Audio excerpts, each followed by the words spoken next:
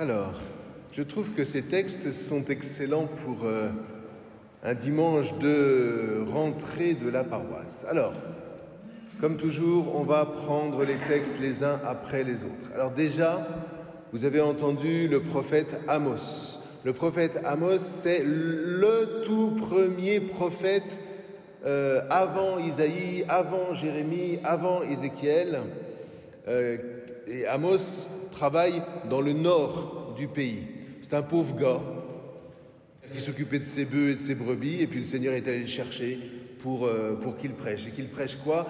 Eh bien déjà à cette époque, comme quoi les choses n'ont pas beaucoup changé, il prêche au nom de Dieu contre la malhonnêteté de ses contemporains.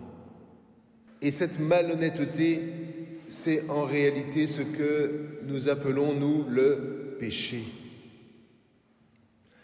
La malhonnêteté, frères et sœurs, c'est du vol. Et le vol, ça ne devrait pas vous surprendre, c'est de la mise en œuvre de la convoitise. Que faisait Amos? Est-ce qu'il se contentait de dire « Oh, c'est pas bien, il faut faire autre... » Non. Amos remet les voleurs face à la justice immanente de Dieu. Et voyez, il faut croire que cette manière de se positionner face au péché est la bonne. Car regardez aujourd'hui où notre monde occidental a congédié Dieu. Pensez à Jean-Paul Sartre. Il rejette Dieu. Il rejette le regard de Dieu sur lui. Tu n'as pas le droit.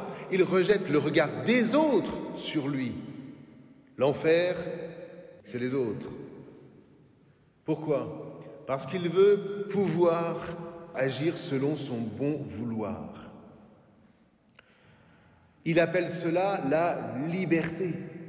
Alors qu'en réalité, rejeter Dieu, c'est se donner la capacité d'être licencieux. C'est-à-dire de pouvoir faire ce que je veux, quand je veux, si je veux, avec qui je veux, comme je veux, où je veux, sans que personne n'ait le droit de me dire ce que tu fais là est mal. C'est ça, ce qu'on appelle la licence. Et ça, frères et sœurs, c'est la promesse de l'argent roi. Ce qui importe, ce n'est pas que tu fasses du bien ou du mal, ce qui importe, c'est que tu fasses fructifier l'argent roi. Peu importe la morale. Pourquoi est-ce que c'est si tentant? La chose est tentante, frères et sœurs, parce que se laisser aller au mal est toujours plus simple que de travailler sur soi. Dénoncer les autres est toujours plus simple que se reconnaître pécheur. Fédérer dans la haine d'un autre est toujours plus simple que de construire dans l'objectif du beau, dans l'élévation de l'autre et dans la transmission des vertus. C'est la grande et la fautive et la coupable erreur du marxisme. Nous ferons le monde meilleur en jetant les populations les unes contre les autres. Or, ce qui nous est donné de comprendre en tant que chrétiens, c'est que la seule réponse à cette licence de l'argent roi, c'est de consentir, vous et moi, à nous laisser épouser par Dieu. Voilà le grand message de la Bible, se laisser épouser par Dieu. Non pas pour être parfait, car nous restons pécheurs, pardonnés, mais malgré tout, le péché revient à la charge en permanence. Donc, non pas pour être parfait, mais pour être avec Dieu, par Dieu et en Dieu, pour guérir de l'idolâtrie du « moi, j'ai raison ». Guérir de l'idolâtrie du « que ma volonté soit faite ». Et ça, c'est un travail. Et on ne peut pas simplement se dire, oui, bon, bah, allez, je vais prier le matin, puis je vais prier le soir, puis après le reste de la journée. Dieu n'est pas là, simplement la cerise sur le gâteau de notre vie. Il est au cœur, il est au fondement de notre vie. Et nous apprenons de lui ce que veut dire aimer en vérité. C'est-à-dire, non pas se servir de l'autre comme le prône l'argent roi, mais se mettre au service de l'autre, à l'image de Jésus qui s'est fait notre frère.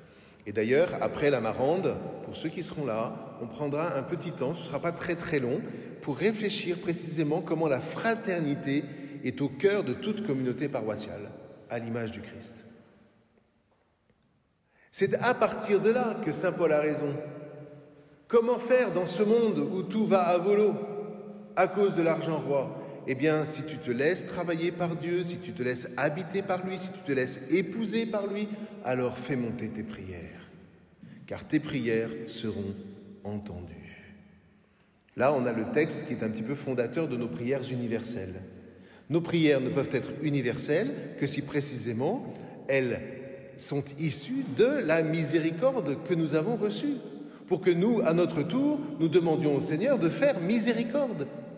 Et non pas de faire en sorte que simplement les élites se convertissent, changent de cœur, machin, fait que les autres. Ah mais non, ça ne marche pas. Voyez? Bien.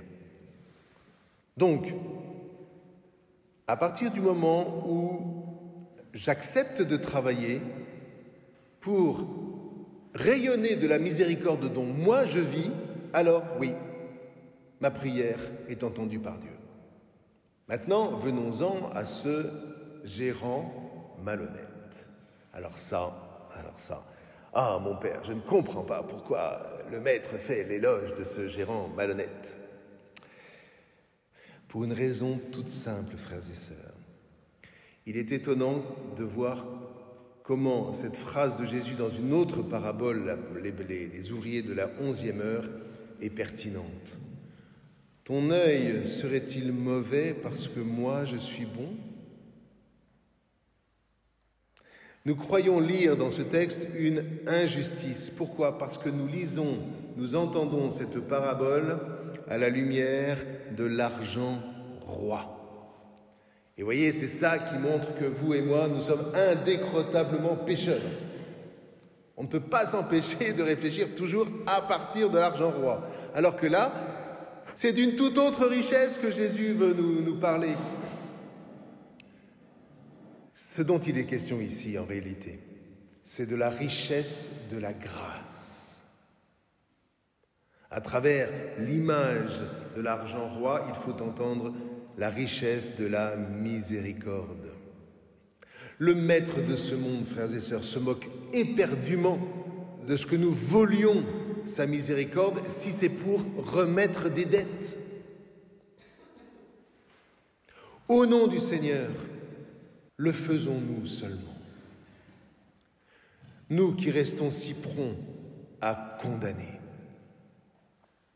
jusqu'à presque condamner le maître de cette louange qu'il fait de l'intendant malhonnête. En réalité, si j'entends cette parabole à la lumière du Christ et de la miséricorde qu'il est venu apporter, quel est le reproche qui est fait d'abord à ce gérant? C'est que, ayant accès à toute la richesse de la miséricorde, il la garde pour lui. Et c'est cela qui met en colère le maître.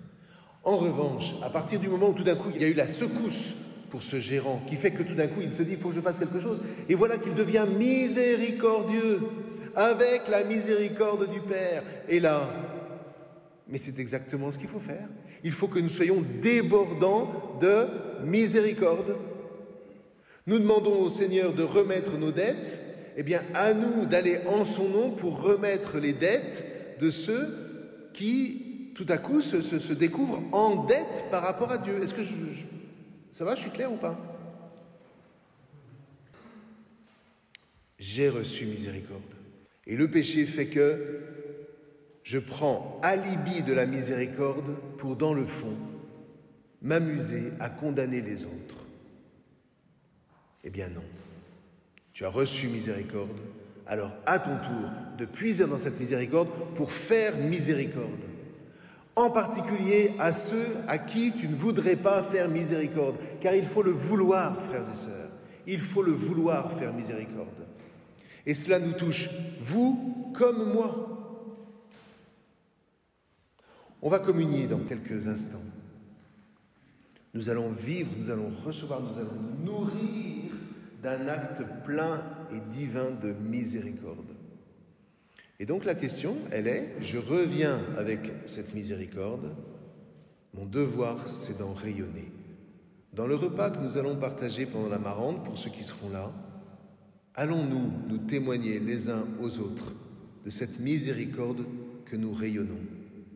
Non pas pour en avoir de l'orgueil, mais pour se témoigner que dans les vies qui sont les nôtres, où nous avons souvent des conflits ou des incompréhensions ou des choses comme ça, le premier réflexe serait de faire comme le monde, mais parce que nous sommes attachés au Christ, parce que nous vivons dans la lumière du Christ, nous décidons humblement de rayonner de la miséricorde qui nous a été faite. Eh bien ça, vous voyez, c'est le rôle de l'Église. Et j'irai jusqu'au bout en vous disant ceci. Tant que l'Église saura faire cela dans le monde, tant que l'Église sera cette voie de la miséricorde dans le monde, rien n'est jamais perdu. C'est peut-être moins efficace que d'acheter des armes et puis de les balancer ou je sais pas quoi, ça c'est vrai. Ça a été le grand problème de l'Inquisition à cette époque. L'Église voulait parler, l'Église parlait de miséricorde et ce sont les laïcs aujourd'hui qui ont décidé que c'était pas suffisamment efficace et qui sont allés à l'épée. Mais c'est pas l'Église. Alors après il y a eu des compromissions, etc., donc rien n'est simple. Mais la réponse de l'Église au monde, le message qu'elle a à donner au monde, c'est l'Eucharistie, où nous voyons, nous contemplons Jésus face au péché meurtrier, répondre « Père, pardonne-leur, ils ne savent pas ce qu'ils font. Entre tes mains, je remets mon esprit. J'offre toute ma personne à ta volonté, car je sais qu'à partir de là, le monde pourra se mettre au travail sur lui-même à travers mes disciples, à travers l'Église. Et le monde commencera alors à changer, mais de l'intérieur. Merci Seigneur pour ton regard que tu poses sur nous. Merci pour ton regard de justice et de miséricorde que tu poses sur chacun d'entre nous. Fais de nous, Seigneur, des hommes et des femmes qui débordent, qui volent ta miséricorde pour pouvoir la répandre sur la terre. Car nous savons, Seigneur, que là commence la vie éternelle.